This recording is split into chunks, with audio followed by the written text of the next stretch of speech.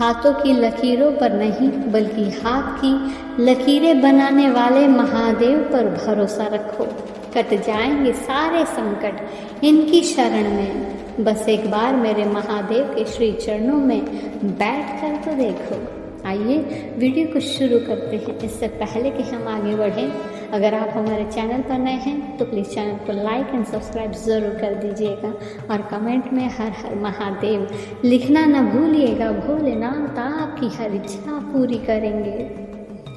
महादेव कहते हैं, अगर आप लोगों की ज़रूरत नहीं है तो फिर लोगों को आपकी ज़रूरत नहीं है। याद रहे, दुनिया सिर्फ ज़रूरत के नियमों पर चलती है, जिसे समझ लेना ही जीने की सबसे बड़ी सीख है।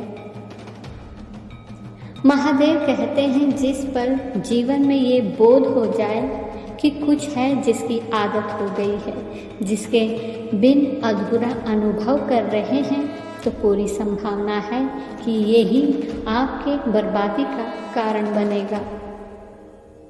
ये मत पूछिए लोग आपको चोट क्यों पहुंचाते हैं, अपने आप से पूछो कि आप क्यों अनुमति दे रहे हैं।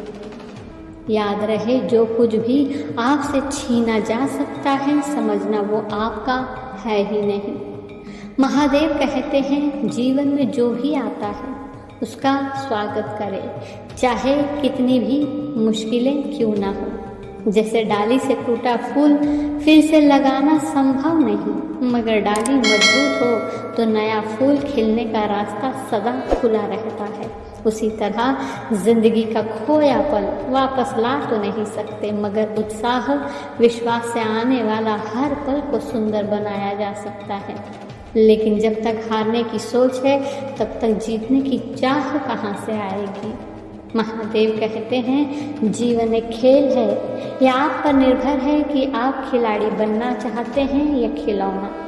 अपनी यात्रा में लड़खड़ाने के बारे में चिंता न करें, क्योंकि हर गलत कदम एक रास्ता खोजने का मौका है, जिसके बारे में आप कभी नहीं जानते थे।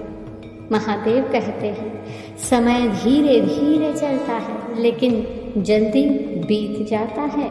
लेकिन याद रहे, समय एक तेज हवा की तरह है, हर घंटे यह कुछ नया लेकर आती है।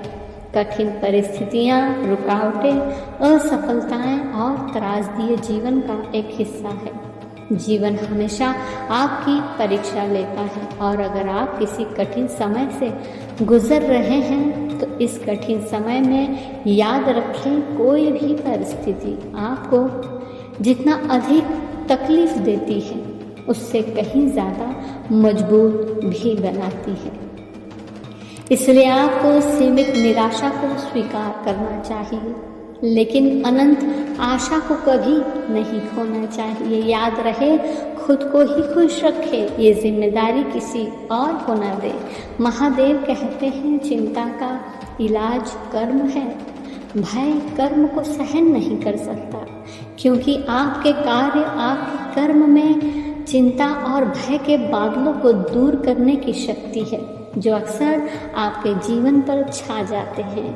कर्म केवल कर्मों के बारे में नहीं है, यह ऊर्जा के बारे में है जो आप ब्रह्मांड में डालते हैं। आपके कार्यों के पीछे के इरादे के बारे में है। जब आप सकारात्मकता, प्रेम और दयालुता के साथ कार्य करते हैं, तो आप एक ऐसा प्रभाव पैदा करते हैं जो न केवल दूसरों को बल्कि खुद को भी प्रभावित करता है। और जो चिंताएं और भय एक बार जो आपको रोका करती थी, वे अपनी पकड़ खोने लगते हैं, क्योंकि आपके कर्म आपकी वास्तविकता को आकार देते हैं, जीवन को देखने और अनुभव करने के आपके तरीके को प्रभावित करते हैं। महादेव कहते हैं, कल अतीत है, कल भविष्य है, लेकिन आज एक उपहार है, इसलिए इसे वर्तमान कहा जाता है। कार्रवाई का समय अभी है, कुछ करने के लिए कभी देर नहीं होती।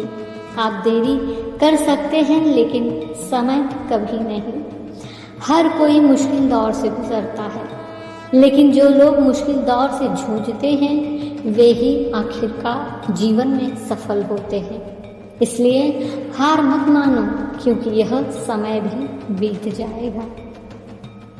याद रहे, सफलता तब मिलती है जब आप स्वयं को चुनौती देते हो। ज़्यादा सोचने से बचो, यह आपको अंदर ही अंदर खोखला कर देगा, क्योंकि व्यक्ति की उसकी अपनी सोच ही उसे बुराई की ओर ले जाती है। यह काम कोई दुश्मन नहीं करता, इसलिए सदैव सकारात्मक सोच रखें। धन्यवाद।